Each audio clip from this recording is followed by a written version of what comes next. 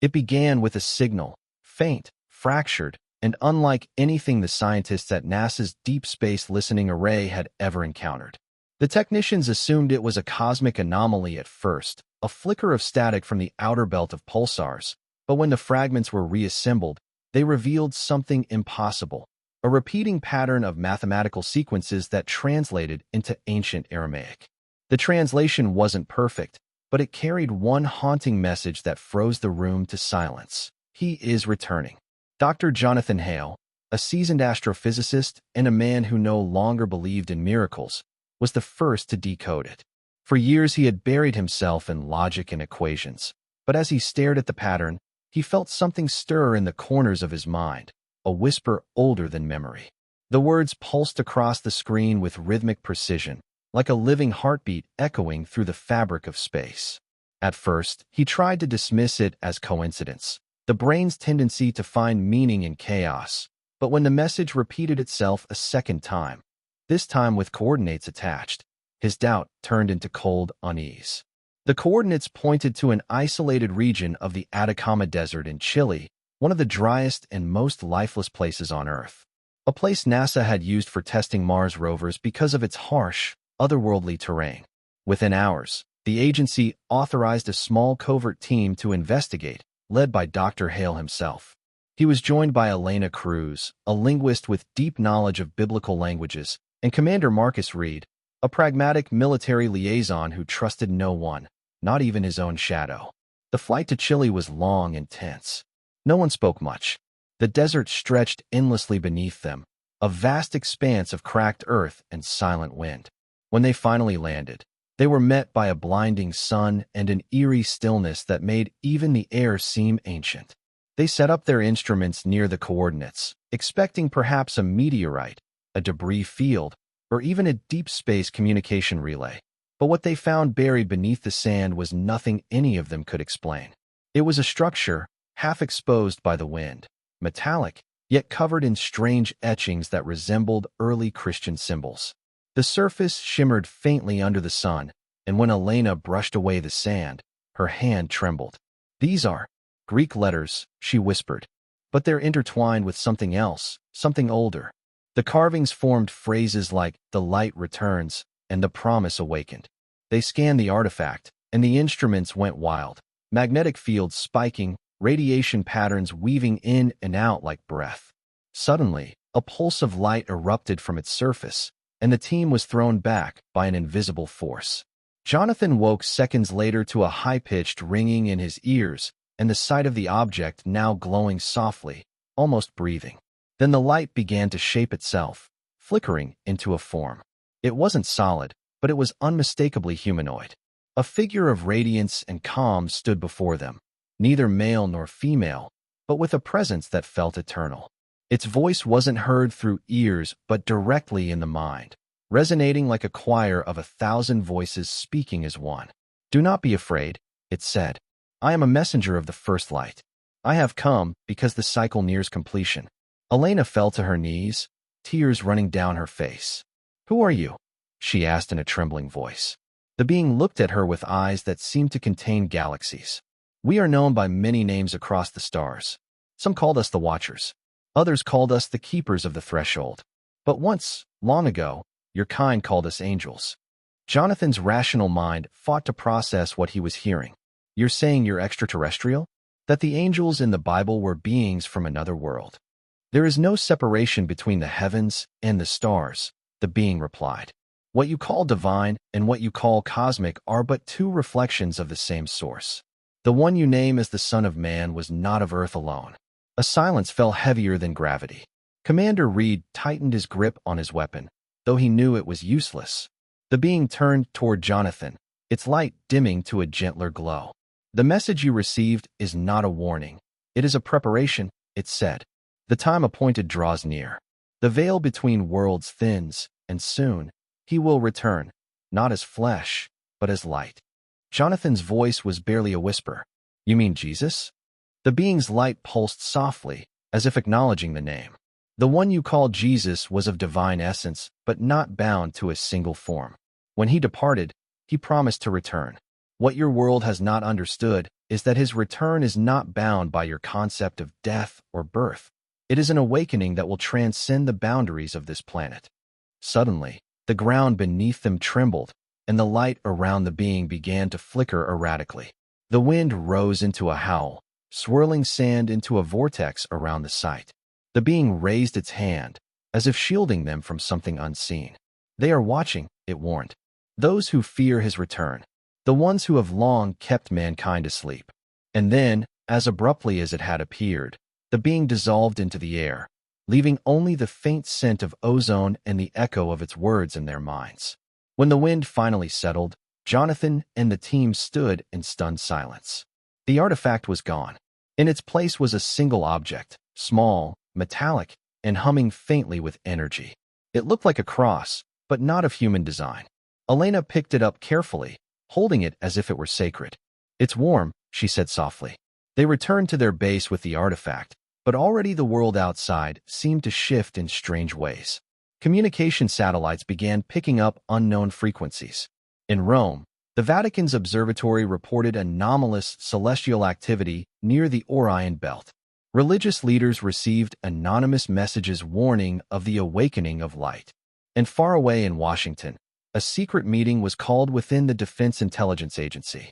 The head of covert operations slid a photo across the table. It was the same artifact the team had retrieved. "We intercepted data from the Atacama mission," he said grimly. "Whatever this thing is, it's spreading. We've detected the same energy signature in 3 other locations across the planet." He paused, then looked at the classified file labeled Project Seraphim. "Find out what they know, and stop it before the world starts believing." In the days that followed, the Atacama team became both heroes and fugitives without knowing it. Their discovery, though officially classified, had already leaked through untraceable data channels. Jonathan received encrypted messages on his private laptop, anonymous senders claiming to know what he had seen, warning him not to trust anyone from NASA or the government. The first message simply said, Project Seraphim wasn't made to find God. It was made to keep him away.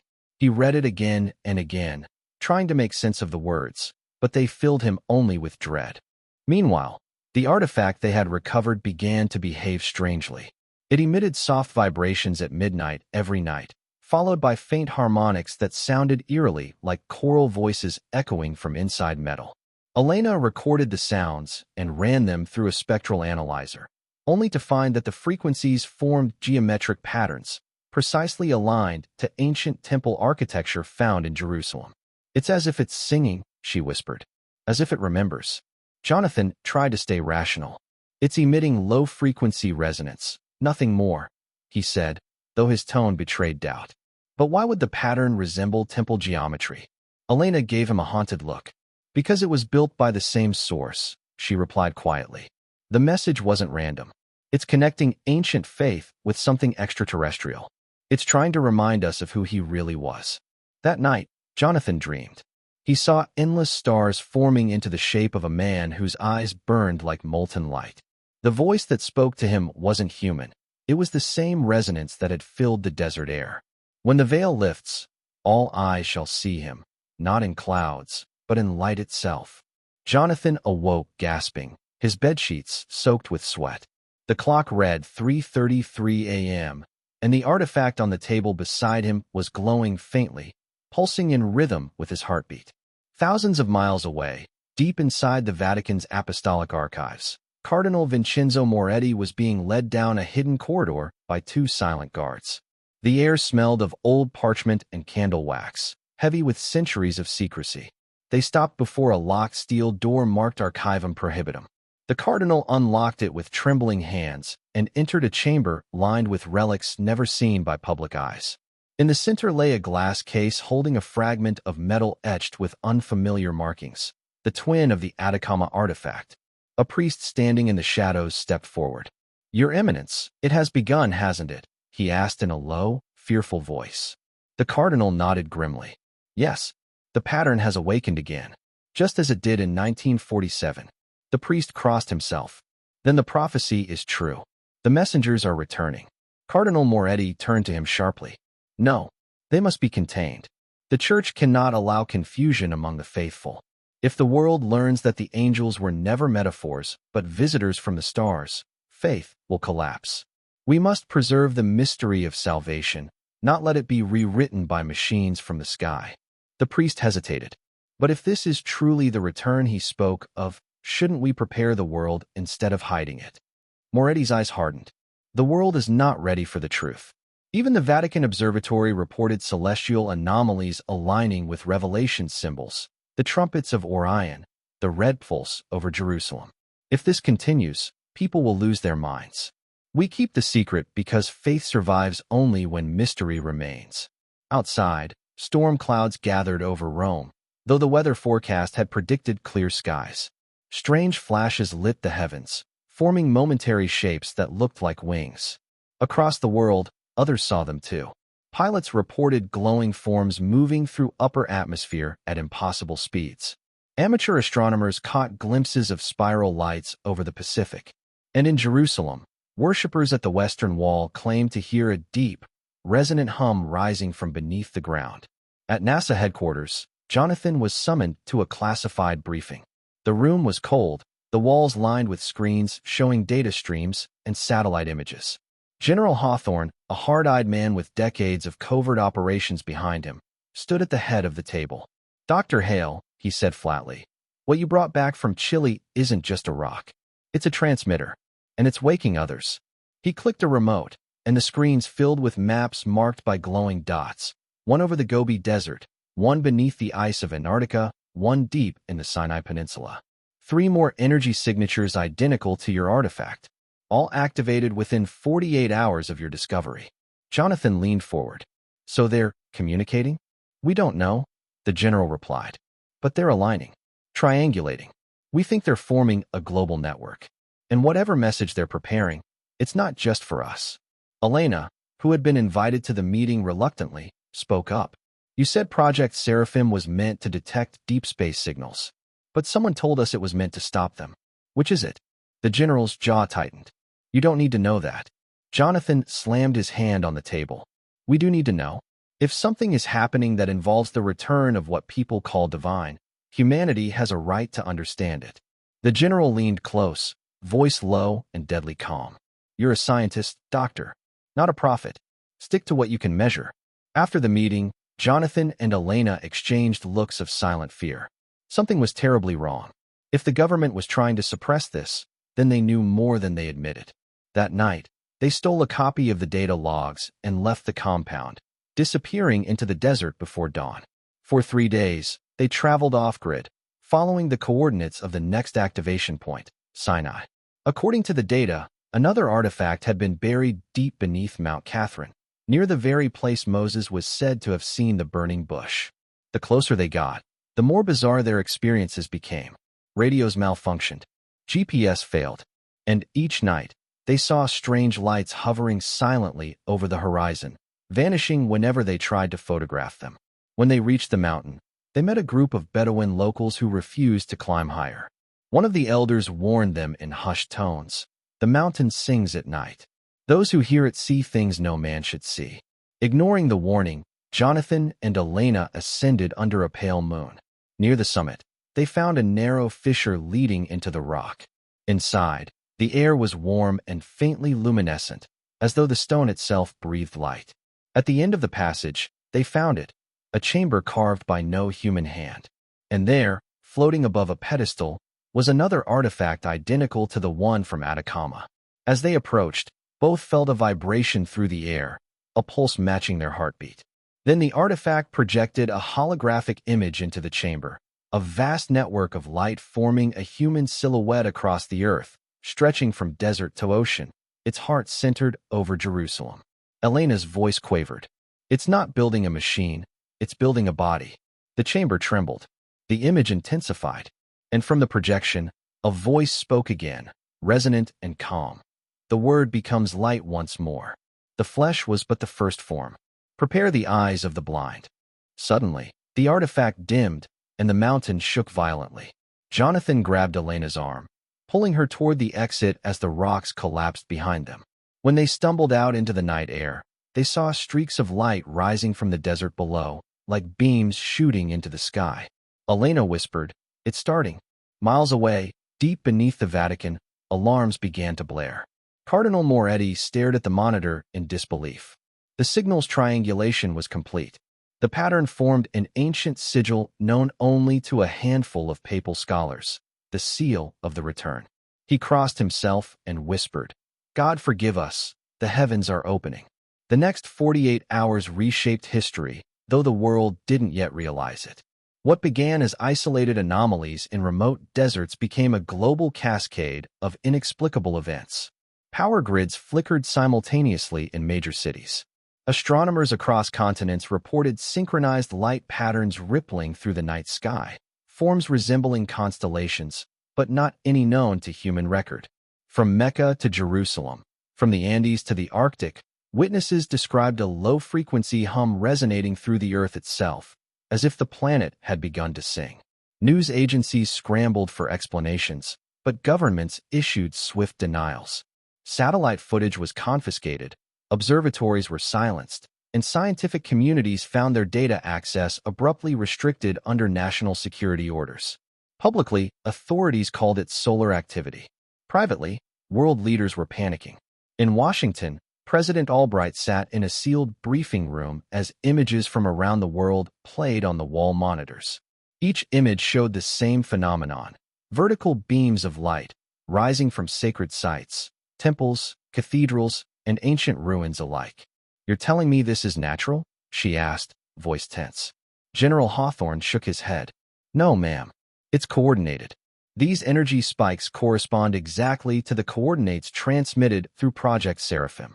Whoever, or whatever, is behind this, they're awakening something beneath the surface of the planet." The president turned to the CIA director. "And Dr. Hale? He's still off-grid?" "Yes," the director said.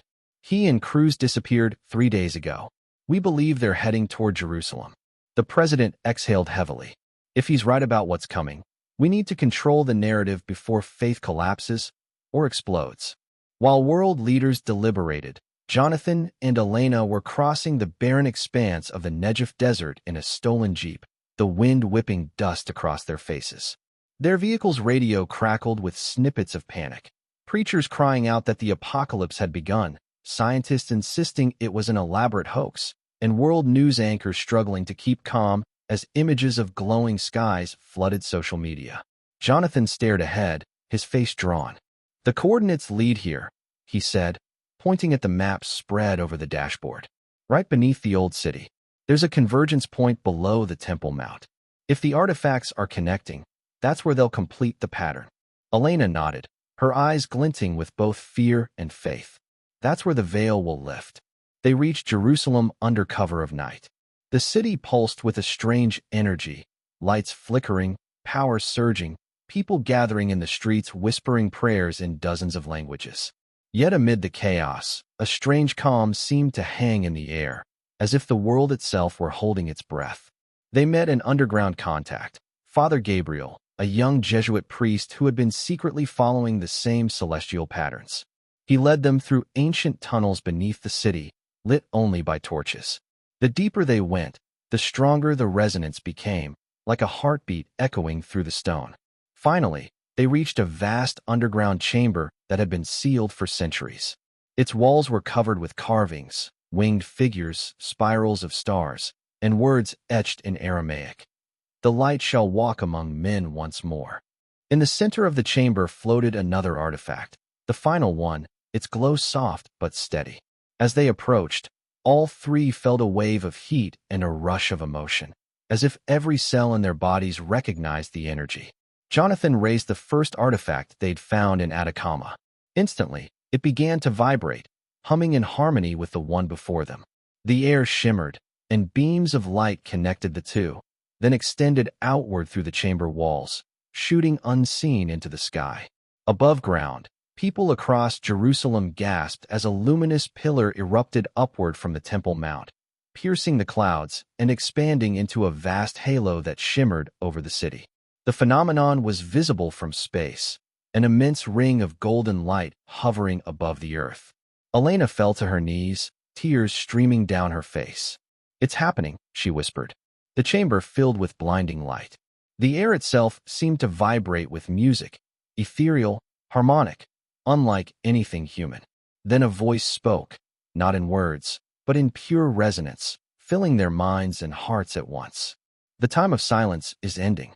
The covenant renews. The eyes of faith shall see what the eyes of power denied. Jonathan staggered back, clutching his head as visions flashed before him.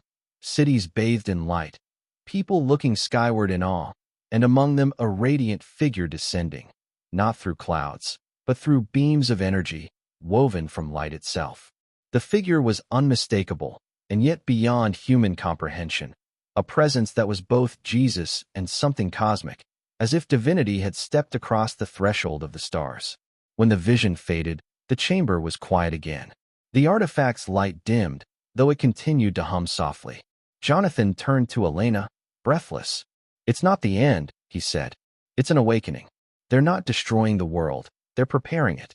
Before they could speak further, a deep rumble shook the ground. The tunnel entrance burst open, and soldiers stormed in, armed, shouting orders. At their head stood General Hawthorne, his face grim. "Step away from the device," he commanded. "You have no idea what you're dealing with." Jonathan glared at him. "You're trying to stop something that's beyond all of us." The general didn't flinch. "You think I don't know that? You think I haven't seen the footage? That light, that figure, it's not God. It's an invasion.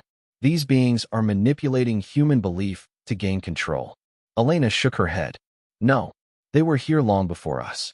They watched over us. They guided what you call faith." Hawthorne raised his gun. "That's what they want you to think."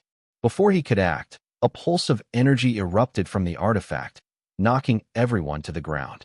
The light filled the tunnel again, and a figure appeared, tall, radiant, calm. The same being they had met in the Atacama Desert. Its voice filled the space with reverence.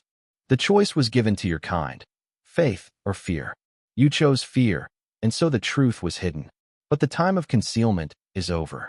Hawthorne tried to speak, but his voice broke. "What are you?" "We are what you once called angels," the being said. "But we are also your kin.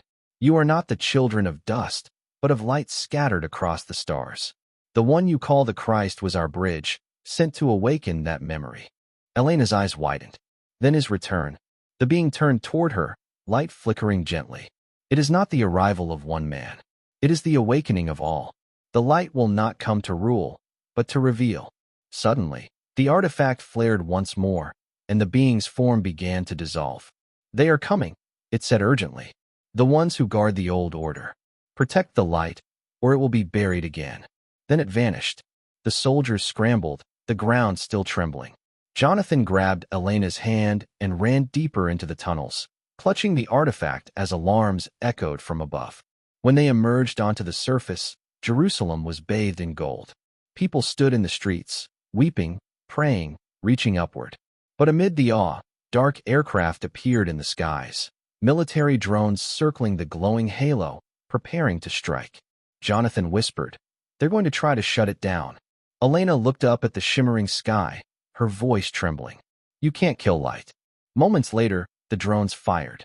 Missiles streaked upward, but as they entered the halo, they disintegrated into harmless bursts of brilliance.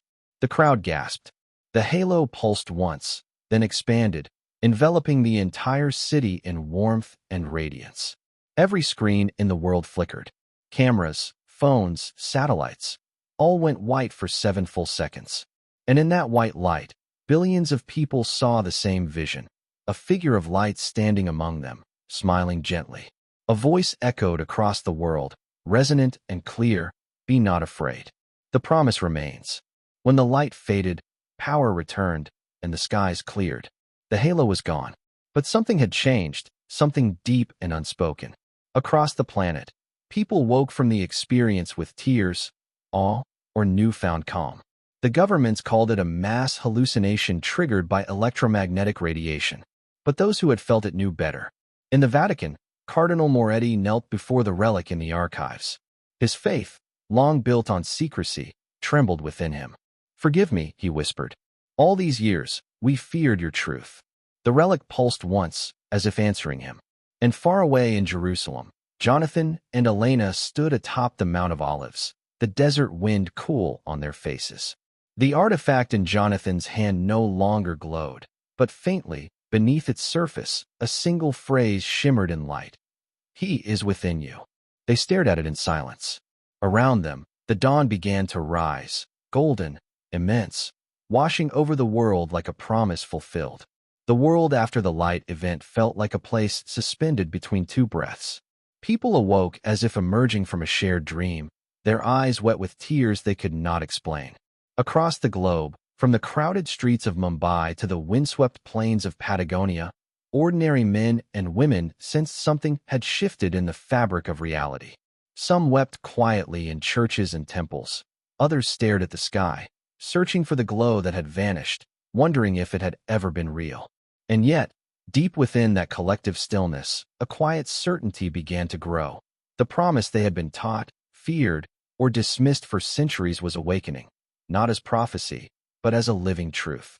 Jonathan and Elena traveled in silence for hours through the Judean hills, the morning sun spilling over the ancient landscape in a light that felt thicker than usual, as though the earth itself had absorbed some celestial warmth. The silence between them was not uncomfortable. It was contemplative. Every gust of wind, every rustle of dry leaves, seemed amplified, charged with the memory of the light. Elena traced her fingers over the artifact, now dull and inert, yet humming faintly in resonance with the landscape. "Do you feel it?" she asked quietly. "Even without the glow, it's like it's still here." Jonathan nodded. "It's not the object," he said slowly. "It's what it represents. The world has shifted. I can feel it in the air, in the way the light hits the hills. Everything is different." They passed an abandoned vineyard, twisted with age and drought, yet the leaves seemed to catch a strange glimmer in the sunlight. For a moment, it reminded Jonathan of the desert in Chile, the same pulse of energy that had first drawn them to the artifact. That pulse, he realized, was no longer confined to machines or objects. It had entered the living world. As they descended toward the Dead Sea, the radio crackled, not with commands or warnings, but with faint, melodic tones, tones that seemed to echo the harmonic hum of the artifact. Jonathan tuned the frequency, and the tones expanded into patterns recognizable only to him, a language of numbers, geometry, and sound intertwined. He felt his chest tighten. It's communicating, he thought, not with words, with life itself. Meanwhile, in Rome, Cardinal Moretti sat in a small, dimly lit chapel deep beneath the Vatican. His hands were clasped, but they shook, betraying the calm he tried to project. The archives were quiet, but the relics pulsed faintly, like the heartbeat of the world itself. He whispered prayers he hadn't spoken in decades, begging for understanding. And yet, beneath the fear, beneath the centuries of secrecy and control, a deep relief coursed through him. The world had glimpsed the truth, even if most did not yet understand it. Outside, a young girl in Nairobi knelt by the window of her home, tracing patterns of light that flickered across the walls. The hum she heard in her chest matched the resonance she felt in the streets when people paused to look skyward. Across the globe, a quiet awakening was unfolding, subtle visions of radiant forms, inexplicable healing, and glimpses of figures who walked among humanity without recognition. None could name them. All felt them. All were changed. Jonathan and Elena reached the edge of the Dead Sea, and the landscape shimmered under the rising sun. They saw small groups of people gathered along the shore, some sitting, some standing, staring into the water as if it reflected more than their own faces. A man approached, his eyes wide with wonder, holding an ancient manuscript. He did not speak. He simply handed it to Jonathan. The manuscript was from a secretive sect, lost for centuries, detailing what they called the Watcher's Return. Jonathan flipped through its brittle pages, reading passages that seemed impossibly detailed, written long before Project Seraphim existed, yet describing events that mirrored their own experiences almost exactly. Artifacts connecting across the globe, pulses of harmonic energy, visions of light that did not fit any earthly description. Elena leaned over his shoulder. They knew, they anticipated this. All of it. Jonathan swallowed hard. Then this was never just a random experiment. Someone, some organization, has been preparing for this for centuries, guiding humanity without our knowing. And yet, they were trying to keep it hidden. Far above them, drones hummed across the horizon, remnants of global militaries attempting to control or suppress the phenomena. But Jonathan noticed something strange. The drones faltered as they approached areas saturated with the energy. Missiles and weapons failed without warning, systems jammed inexplicably, and even the most sophisticated electronic equipment seemed to respond to an unseen intelligence. "The light protects itself," Jonathan said softly. "It's alive." Elena's eyes brimmed with tears, her gaze fixed on the horizon. "It's not just protecting, Jonathan. It's awakening. Humanity isn't ready to see it fully yet, but it's teaching us. We're learning." Across the Mediterranean, an old astronomer on Santorini recorded the night sky. Through his telescope, he saw constellations realign subtly, forming patterns that reflected the symbols on the artifacts. He wrote feverishly in his journal, though he did not yet understand what he observed. A cosmic blueprint unfolding, guiding not just faith, but human perception itself toward understanding the return. In Washington, the remnants of Project Seraphim's secret leadership convened behind reinforced doors.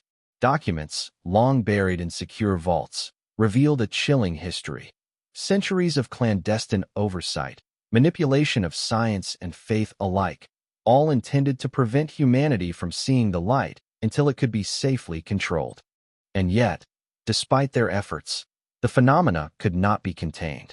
The world had already glimpsed what they feared most: truth beyond power, faith beyond control, and a divine awakening that could not be stopped. Jonathan and Elena walked along the shore, feeling the weight of centuries on their shoulders. The sun glinted on the water, and in its reflection, they glimpsed not just themselves, but faint echoes of radiant figures walking among the waves. Elena whispered, "They're here. They've always been here, waiting." Jonathan nodded slowly. "And now, it's up to us to remember. To tell the world, not as rulers or prophets, but as witnesses. The light isn't coming to conquer, it's coming to awaken." A gentle wind swept across the shore, carrying faint harmonics that matched the artifact's pulse. It was almost imperceptible, yet undeniable. Every living being along the coast, every breath of air, seemed to carry the same quiet message: you are not alone. You are remembered. The promise endures. As they stood, watching the sun climb higher, the world felt larger, stranger, and infinitely more beautiful than it had ever been. For the first time, Jonathan allowed himself to hope, not in certainty, not in control, but in the quiet assurance that some truths transcended fear, power, and human understanding. The return had begun, but it was not a spectacle of destruction or judgment. It was a slow unfolding, like the dawn over the desert, like the heartbeat of the world awakening after centuries of sleep. And somewhere, far beyond the eyes of men, the watchers watched, patiently, as humanity took its first steps toward remembrance. Weeks passed, yet the world remained suspended between awe and fear. Humanity had glimpsed something beyond itself, but comprehension lagged behind experience.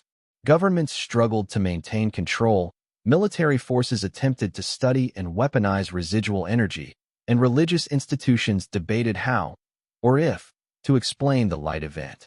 Every corner of the globe had its witnesses: a child in Siberia who spoke of radiant beings singing in the snow, a fisherman in Indonesia who claimed he saw a light rising from the ocean depths, and monks in Tibet who reported visions of figures walking alongside the clouds.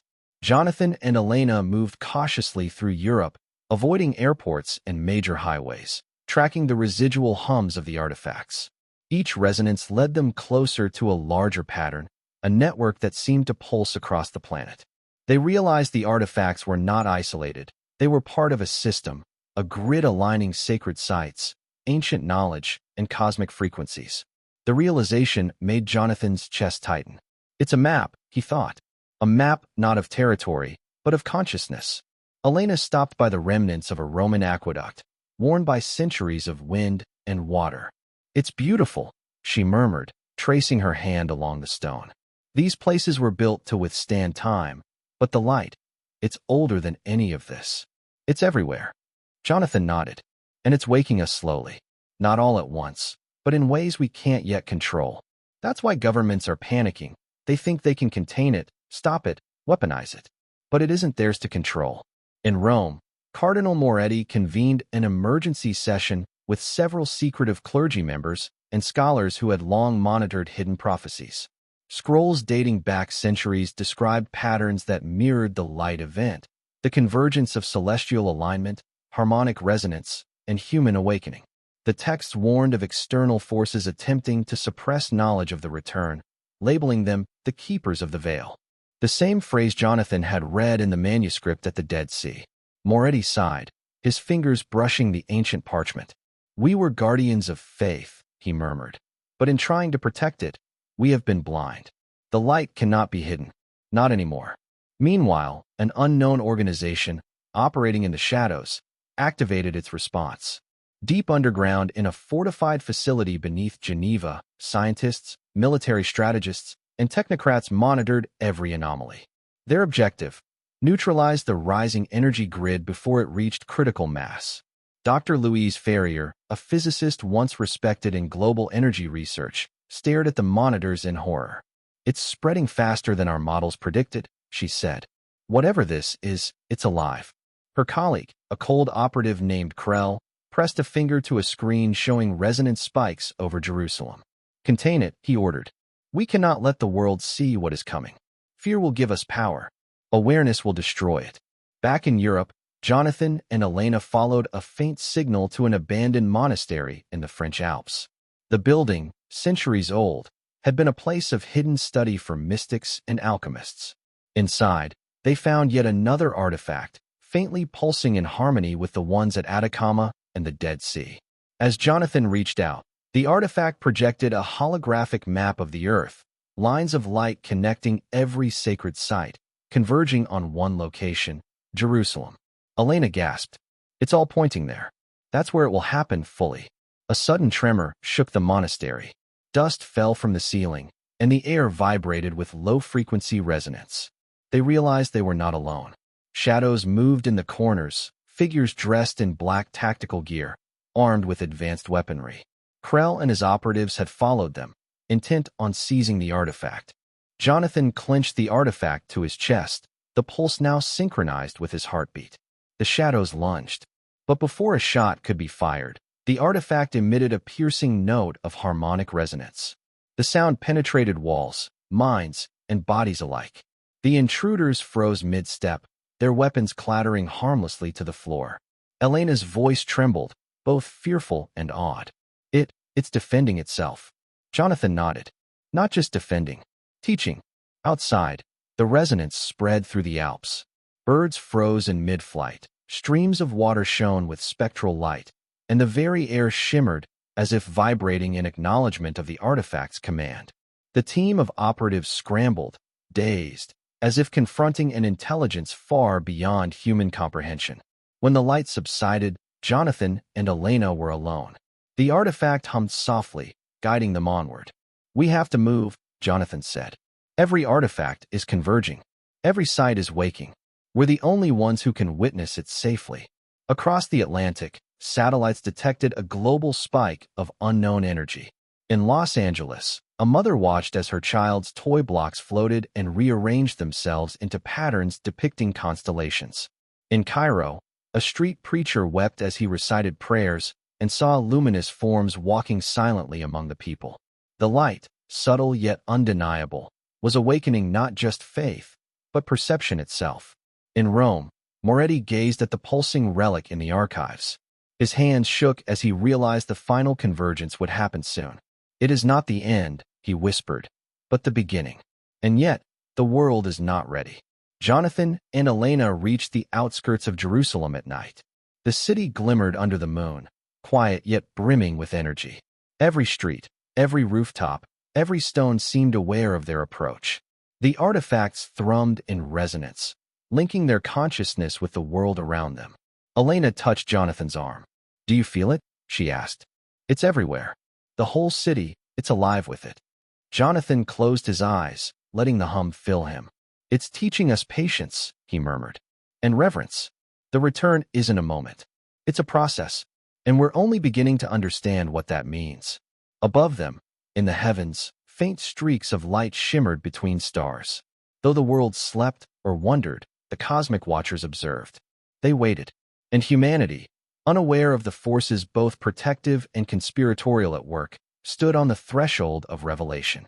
Jonathan whispered, almost to himself, "This isn't just history. This is evolution. Spiritual, cosmic, human, all of it coming together." Elena nodded, her eyes glistening with tears. "And soon, the world will see, not what they fear, but what has always been true." A cool wind swept through the city, carrying a subtle harmonic resonance across rooftops, streets, and alleys. In the stillness, one truth resonated above all: the light had returned. Not as a spectacle, not as a conqueror, but as a reminder of faith, of hope, and of the infinite potential sleeping within humanity. And somewhere, unseen, the keepers of the veil trembled, knowing the final stage of the return was imminent, and no weapon, no secret, no fear could stop what was awakening. The nights in Jerusalem had become heavier with anticipation. Even under the soft glow of the moon, the city vibrated with subtle energy, as if the very stones remembered every prayer, every tear, and every secret hope offered across millennia. Jonathan and Elena moved cautiously through the narrow streets, the artifacts guiding them like silent beacons. Each step seemed to resonate with the pulse of the city, and every breath they took felt amplified, as though time itself had slowed. They reached the base of the Temple Mount, a place long considered sacred, yet now thrumming with unseen power. The ground beneath them vibrated faintly, almost imperceptibly, until Jonathan placed the Atacama artifact on the stone. Immediately, a network of light spread from it, connecting to the artifacts at the Dead Sea, in France, and other sacred locations around the world. Lines of luminescence crisscrossed the sky, visible only to those attuned to the resonance. Elena placed her hand on Jonathan's shoulder. "It's beautiful," she whispered. "It's alive. It's not just energy, it's awareness." Jonathan nodded, his eyes scanning the glowing lines extending across the globe. "It's building something immense. The return, it's more than anyone imagined." In the Vatican, Cardinal Moretti knelt before the ancient relic, watching the monitors. The sigils projected by the artifacts formed patterns identical to prophecies he had studied in secret for decades. Every detail matched: the awakening of sacred sites, the global convergence of harmonic energy, and the rise of a figure of pure light over Jerusalem. His heart pounded. For the first time in his life, he felt less like a guardian of secrecy and more like a witness to a miracle centuries in the making. Meanwhile, General Hawthorne and his covert operatives regrouped in a hidden bunker outside Geneva. The Light's global network was beyond their control. Weapons failed, systems jammed. Even their most sophisticated countermeasures were rendered useless. Hawthorne stared at the satellite feeds, his face pale. "We underestimated it," he muttered. "It's alive, and it's smarter than us."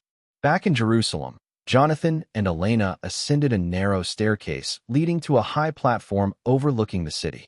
As they reached the top, they saw the sky shimmer. The halo that had appeared weeks before now formed fully, bathing the city in radiant gold light. Figures of subtle luminescence walked among the streets, invisible to most, but palpable to those sensitive to the resonance. Elena gasped. "They're here," she said. "The Watchers and him." Jonathan's eyes widened as the final artifact, held between them, pulsed with increasing intensity. A figure began to form within the light, a radiant, human-shaped presence, yet so vast and luminous it seemed to exist both on Earth and beyond the stars. The air hummed with harmonic resonance, deep enough to vibrate through bone and soul alike. Crowds gathered in awe, sensing the presence even if they could not see it fully. People wept, knelt, or simply stood in silent reverence. Across the globe, billions felt the pulse of the convergence. In Tokyo, New York, Cairo, and Rio de Janeiro, people paused, mid-step, mid-breath, as though the world itself had instructed them to stop and witness. Jonathan felt tears streaming down his face. "It's more than I ever imagined. Not judgment, not destruction, but awakening. He's showing us who we truly are." Elena nodded, clutching his hand. "And he's showing them, too." Suddenly, the light intensified. The figure stepped forward, and Jonathan felt it fill every cell of his body with warmth, understanding, and an infinite sense of love. The harmonic resonance became a song, pure, radiant, and alive, filling every mind attuned to it. And then a voice spoke, not in words, but directly in consciousness, reverberating across the globe. Behold, the promise endures. The veil lifts. Fear shall no longer bind you. Remember who you are. The light has always been within. Military drones that had attempted to strike the halo faltered and hovered helplessly.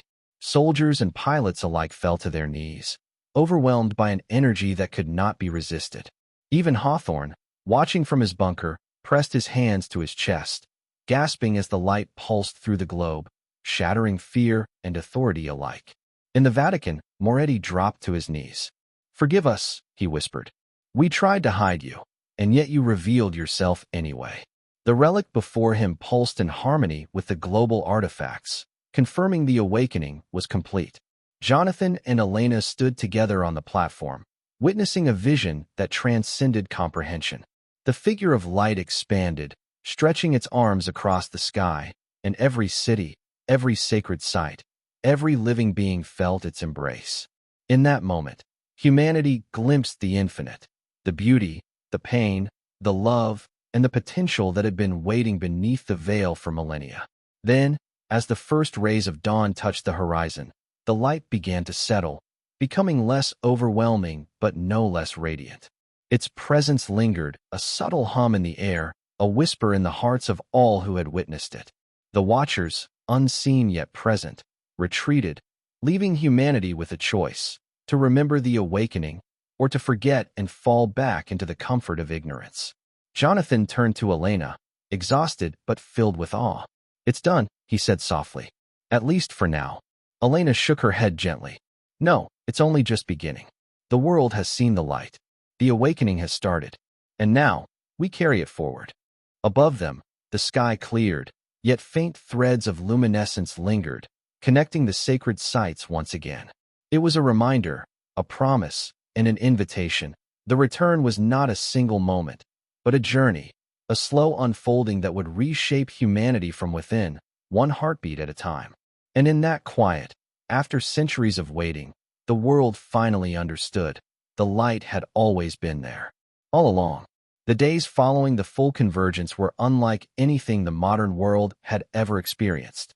Cities that had been witnesses to the light shimmered with subtle energy, as if the very fabric of reality had shifted.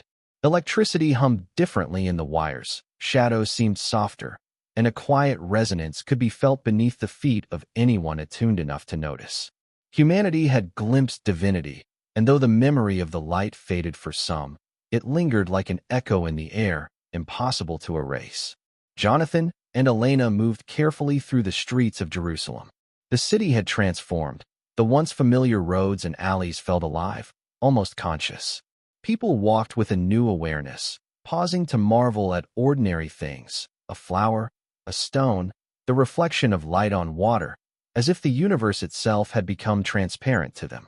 Vendors spoke in hushed tones of dreams and visions from the night of the convergence. Children giggled, pointing at invisible figures walking alongside them, and the elderly wept quietly, overwhelmed by a sense of mercy and grace. Elena touched Jonathan's arm. "Do you see them?" she whispered. He followed her gaze and noticed dozens of people quietly kneeling in prayer in the middle of a street, not because anyone instructed them, but because some unseen awareness had drawn them there. "It's everywhere," he said softly. The light didn't just appear. It stayed. It touched everything. Meanwhile, across the globe, the aftermath unfolded in contrasting ways. In New York, an entire subway station halted when commuters began to hear harmonious tones resonating in the tunnels, compelling them to stop, to listen, and to remember something they had never consciously known. In the Sahara, nomadic tribes reported glowing figures appearing in the dunes, guiding lost travelers to safety. In Moscow, a child's laughter caused a frozen fountain to crack open and spill water again for the first time in decades. Miracles both small and vast were occurring simultaneously, and each acted as a ripple in a tide that could not be ignored. Governments scrambled to adapt.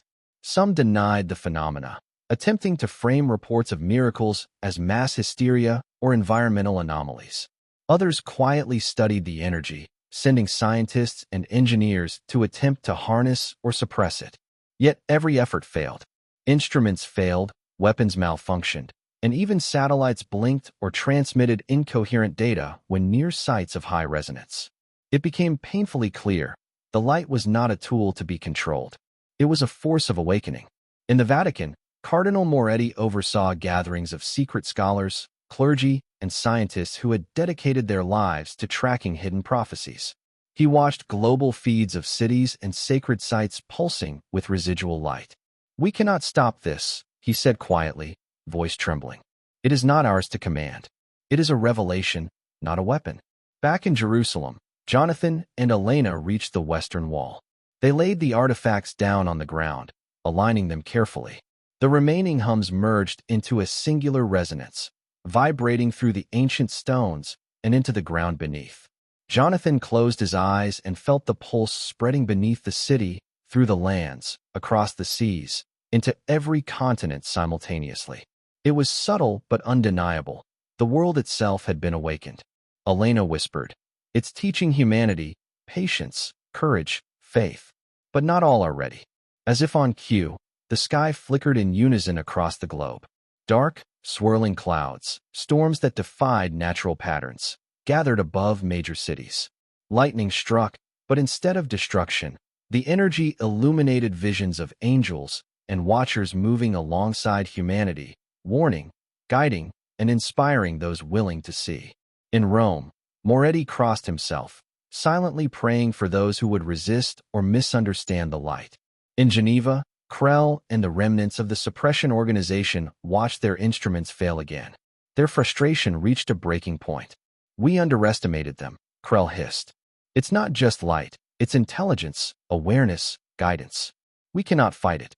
And yet, if it spreads too fast, humanity may fracture under the weight of it." Jonathan and Elena felt the truth of his words. Humanity had been awakened, yes, but awakening was not without fear.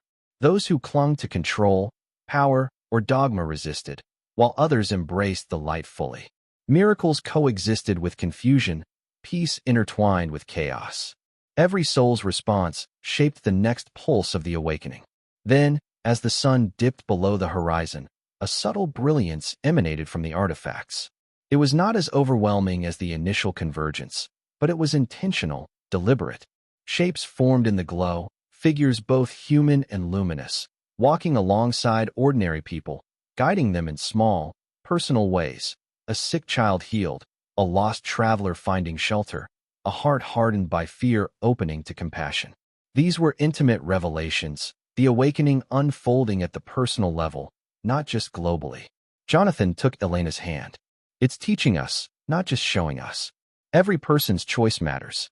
Every act of faith, courage, or love feeds the light."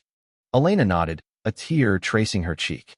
"And even the fear, the doubt, it's part of the process. We grow through it."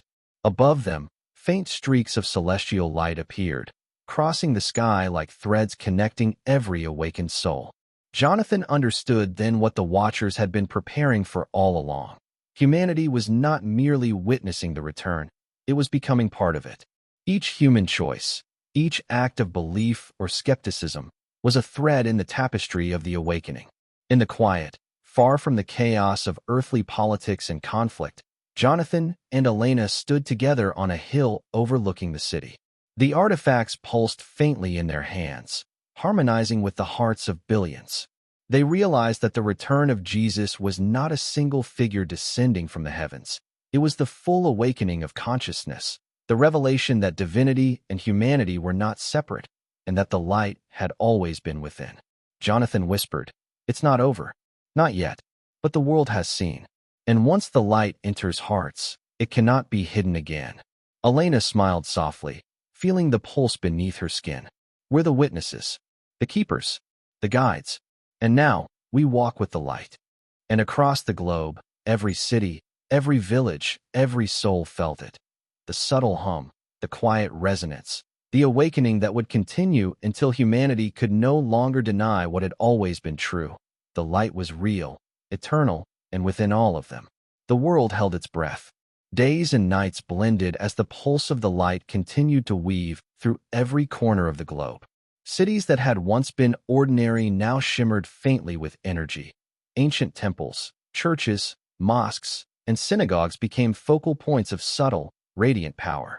Humanity was on the cusp of understanding something far beyond the ordinary scope of history. Jonathan and Elena arrived once again in Jerusalem, the epicenter of the awakening. The streets were silent, but the stillness was thick with expectation. From atop the Mount of Olives, they could see the halo of residual light stretching faintly above the Temple Mount, connecting with sacred sites across continents. Each artifact hummed softly, vibrating in unison with the beating hearts of billions. Elena looked at Jonathan, her voice barely audible. "This is it. We've waited so long, and now we finally see the full awakening." Jonathan nodded, gripping the artifact tightly. "It's more than we imagined. This is the moment the Watchers have been preparing for, centuries in advance." Suddenly, the air shifted. A soft, harmonic resonance spread through the city, traveling outward like ripples across water. People in the streets paused mid-step, every eye turning skyward. Across the globe, billions simultaneously felt a strange warmth, an awareness that transcended words. The light was rising, not as a force, but as a presence, gentle, immense, and alive.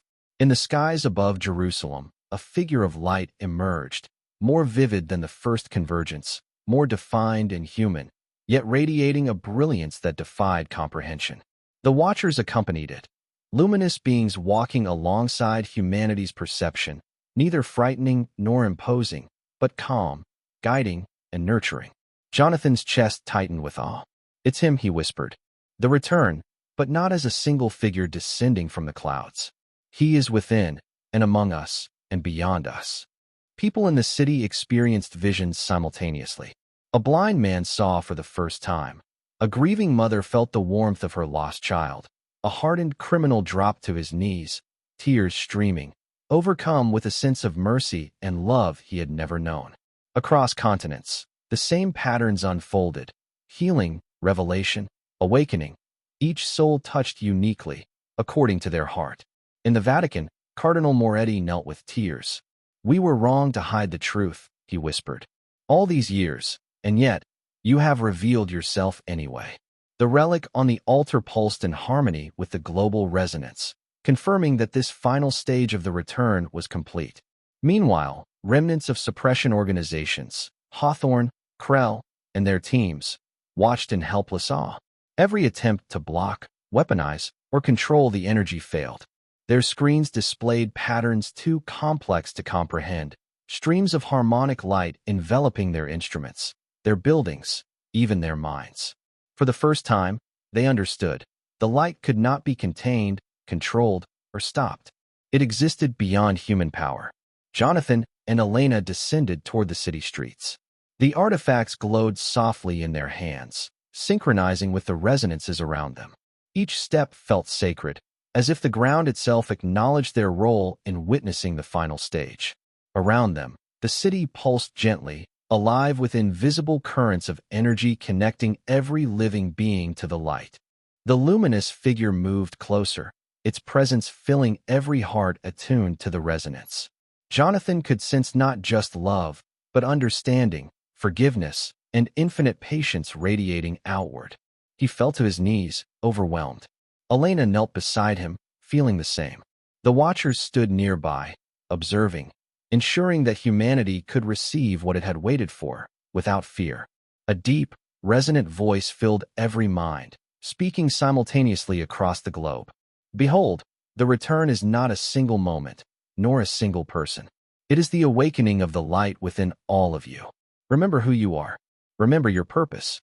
The promise endures, and no shadow of doubt or fear can extinguish it."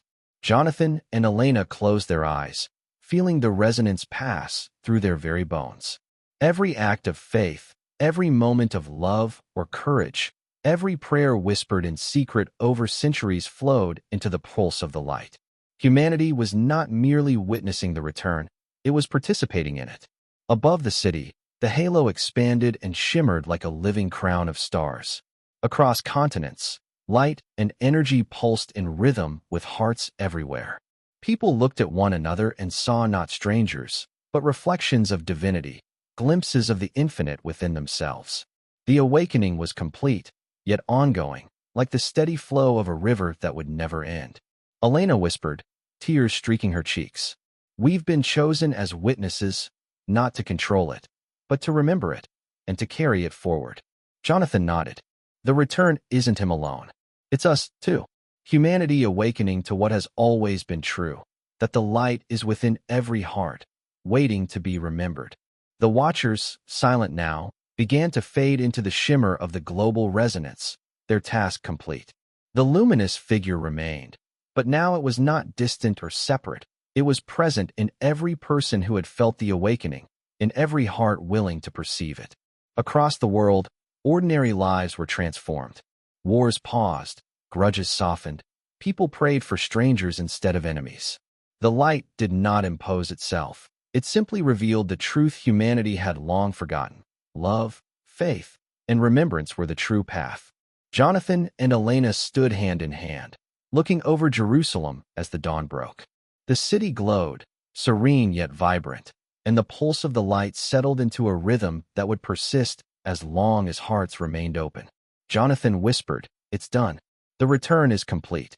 Elena smiled, feeling the warmth of the light suffuse every corner of her being. And yet, it's only just beginning. Above, the sun rose, bathing the world in gold. Humanity, for the first time, truly remembered. The light had always been there, always watching, always waiting. And now, humanity itself was awake. The world settled into a new rhythm, unlike any era before. Streets once crowded with noise now carried a softer cadence, as if people had unconsciously synchronized to the heartbeat of the light. Cities glimmered faintly, not with neon or electric reflection, but with a subtle resonance that made every stone, every tree, and every drop of water feel alive.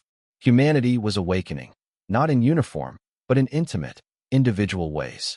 Jonathan and Elena wandered through Jerusalem at dawn. The city had changed subtly yet profoundly. Vendors spoke softly, pausing mid-conversation as if listening to an invisible melody. Children ran through streets with laughter that seemed to carry the energy of hope itself. Even the walls of ancient buildings seemed to hum, vibrating with memories of every prayer, every act of faith, every tear ever shed upon them. Elena knelt by a small fountain, watching the water shimmer with spectral light. "It's everywhere," she said softly. "Not just in the streets or temples, in the smallest, simplest things." Jonathan smiled, exhausted but serene. The world isn't just awake, it's remembering. And we're part of it, too. Across the globe, subtle miracles unfolded. In a small village in Peru, crops that had long failed began to flourish overnight, golden sunlight catching on fields that had been barren for years. In Mumbai, a woman who had spent decades searching for her lost child received a sudden, inexplicable vision, guiding her to a reunion she had thought impossible. In Moscow, a young boy sketched patterns of light in the air with his hands, each movement shaping energy that resonated with others nearby, harmonizing hearts and minds in a quiet, invisible symphony. Even governments could not ignore the changes. Military operations designed to suppress residual phenomena failed repeatedly. Leaders were confronted with undeniable evidence. Humanity had been touched, awakened, and was now evolving in ways that defied control. Some embraced the revelation, establishing programs to nurture faith, empathy, and communal growth. Others resisted, clinging to old authority, yet even they could not fully contain the light's influence. Jonathan and Elena traveled from Jerusalem to Rome, where Cardinal Moretti oversaw gatherings of clergy, scientists, and philosophers dedicated to understanding the global awakening. The relics pulsed faintly, harmonizing with the artifacts scattered across the globe. Scholars recorded patterns, noting correlations between the human heart, prayer, and residual energy, confirming what Jonathan and Elena had witnessed firsthand. The return was not a singular event, but a living process within the human collective. Elena observed a small group of pilgrims kneeling silently near St. Peter's Basilica. One man held a child, both entranced by visions of radiant figures walking among them. "They're learning," she murmured. Just as we were. Jonathan nodded. Every heart that opens, every soul that remembers, it adds to the resonance. It's not just about miracles or visions. It's about transformation. In Tokyo, a street musician felt a strange clarity as he played, unaware that his music now harmonized with the light itself. Passers-by paused, their emotions subtly shifted, their hearts softened. In Nairobi, a young woman healed a neighbor's illness with nothing but her touch, guided by a newfound awareness she could not explain. Across continents, ordinary actions now carried extraordinary consequences, a reflection of the awakening within. Even those who had resisted initially felt subtle changes. Hawthorne, once determined to control or destroy the phenomena, found himself drawn to the resonance, his heart involuntarily calming with each pulse. Krell, still skeptical, experienced a dream of luminous figures guiding him toward forgiveness, compassion, and understanding, realizations that challenged every belief he had held. Jonathan and Elena returned to the Dead Sea, watching the tranquil waters reflect the sunrise. The artifacts, placed in a quiet circle, pulsed faintly, attuned to the collective consciousness of humanity. The return wasn't a spectacle, Jonathan said. It was a reminder that the light is within all of us, waiting to be remembered. Elena smiled, her eyes reflecting the shimmering water. And now the world remembers. Slowly, yes, but with depth, with understanding. It's not instant, but it's eternal. In the silence, Jonathan felt the resonance of millions of hearts synchronized with the light. He realized then that the true miracle of the return was not in one figure descending from the heavens, but in humanity awakening to its own divinity. Each person, each act of kindness, each prayer or act of faith contributed to a living network of awareness, binding the world together in subtle, unbreakable harmony. Elena placed her hand over his. We've witnessed the beginning, Jonathan. But the journey, it's only starting. Every life will touch the light in its own way, and we will walk it with them. Jonathan looked out over the horizon, golden sunlight washing over the earth. The light is eternal, he whispered. It was always here. We just had to see it, remember it, and carry it forward. As the sun rose fully, illuminating the deserts, cities, and oceans, the world breathed as one. The return had occurred, not as an event in history, but as a living, breathing transformation of consciousness. Humanity had glimpsed the infinite, felt the divine, and had begun the path of remembrance. The light lingered, subtle yet undeniable, in the hearts of all who were willing to see. And in that quiet, infinite resonance, the world finally understood. The awakening had begun, and nothing could undo it. The world had changed, yet it appeared outwardly unchanged. Cities still bustled, deserts still stretched endlessly, oceans still reflected sunlight, but beneath the surface, everything had shifted. Humanity carried within it the memory of the light, subtle yet undeniable, guiding thoughts, inspiring courage, and awakening hearts. People began to act with quiet reverence. Small gestures of kindness multiplied, and the world hummed softly with awareness, like a planet breathing for the first time in centuries. Jonathan and Elena walked through a quiet garden in Jerusalem, the air scented with jasmine and the faint energy of resonance humming beneath their feet. The artifacts lay in a circle nearby, their pulses now gentle, steady, like a heartbeat aligned with the world itself. Every stone, every blade of grass, seemed infused with the presence of the light. Elena looked at Jonathan, a mixture of awe and serenity in her eyes. We've seen the beginning. But the light, it's infinite. And humanity, we're just learning how to carry it. Jonathan nodded. The return wasn't about a single moment, or a single figure, or even miracles. It was about remembering. Humanity has awakened to what was always true. The light is within each of us. And now, it's our choice what to do with it. They wandered to a quiet overlook, where the city sprawled beneath them, glowing faintly with subtle pulses of energy. In every street, in every home, the light touched lives differently. A child laughed freely for the first time. A mother wept tears of joy for a lost child found in dream. An old man forgave the enemy who had haunted him for decades. These small acts, almost invisible, were the true miracles, proof that humanity could embrace the awakening without coercion, without fear, and without expectation. Above, faint streaks of celestial light traced constellations across the sky, visible only to those who had awakened enough to perceive them. The Watchers had returned, lingering just beyond perception, ensuring the light's influence was gentle yet undeniable, guiding without imposing.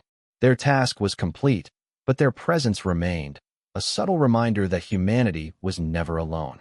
Jonathan turned to Elena, his voice soft, yet full of conviction.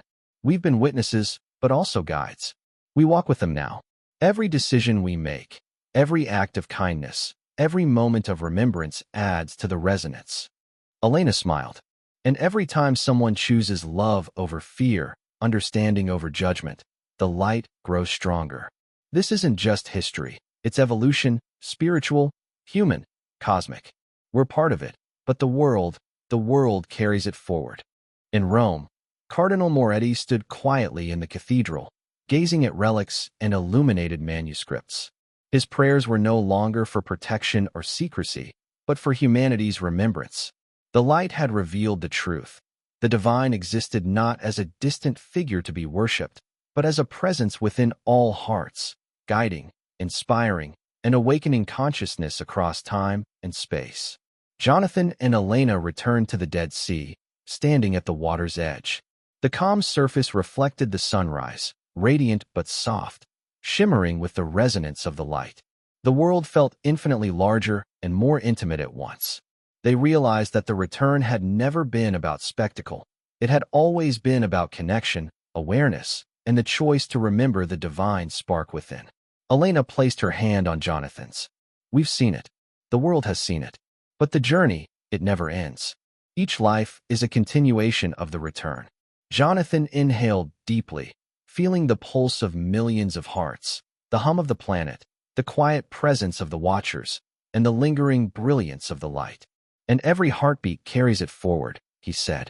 Every act of love, every prayer, every moment of awareness, it's all part of the awakening. Above, the sun fully rose, illuminating deserts, forests, mountains, and oceans. Humanity continued its life, now touched with quiet miracles, guided by subtle awareness. Wars paused or softened, communities healed, people helped strangers without reason, and hearts opened in ways unspoken and unseen. Jonathan and Elena stood together, witnessing a world awakened but still in motion, alive with potential, wonder, and divine memory. The light lingered, gentle yet unyielding, a constant presence within humanity, guiding toward hope, compassion, and remembrance. Jonathan whispered, "The light was always here. We just had to see it, and now, humanity will carry it forward." Elena nodded, feeling the resonance in her chest, warm and steady. "Forever," she said softly. "It never leaves. It only grows as long as we remember." And as the world breathed under the golden sunrise, humanity walked into a new dawn. The return had come, not as an ending, but as a beginning, a quiet, eternal awakening of consciousness, love, and remembrance. The light was real, infinite, and within every heart willing to see. And somewhere, just beyond perception, the Watchers smiled, knowing that the world had begun to remember itself.